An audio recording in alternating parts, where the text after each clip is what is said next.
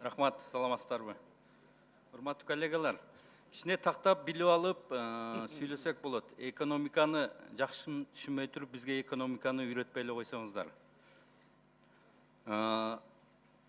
Биосферный зоналар бүгүн бизде кайсыл жерлер? Сары Жаз, Кажы Сай, Кызыл Омпол, ал эми Миң Куш, Майлуу суу булар андай зонага кирбейт.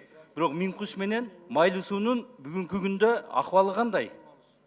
Бүгүнкү күнгө чейин ошол хвостохранилищелерди биз өзүбүз күчүбүз жетпей дүйнөдөн бүт жактан акча сурап атабыз. Азыр бул жерде бизге келип акылдуу болуп экономиканы үйрөтөсүңөр. Бүт дүйнө экология менен күрөшүп атат. Кыргызстан биз жаңы технологиялар менен иштесек болот дейсиңер. Кайсы технология менен? 50 жыл мурда эмнеге жабылды эле бул? Бүгүн 50 жыл өткөндөн кийин дагы ошонун азабын чегип атабыз. Экономиканы башка жактан издегиле. Бүгүн бизге акылдуу болуп, экономиканы жакшы өзүңөр түшүнүп алгыла. Бул жерде экономикага зыян келип атат, инвесторлорго зыян келип атат, ишканалар жабылып атат дегенди силер башка жактан издегиле. Бул такыр туура эмес.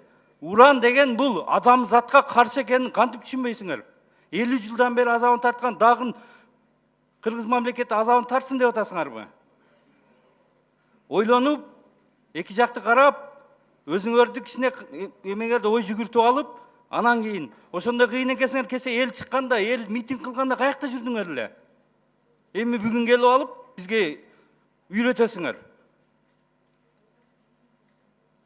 Эсиңер барда этеңерди жыйгыла. Уят болуп каласыңар.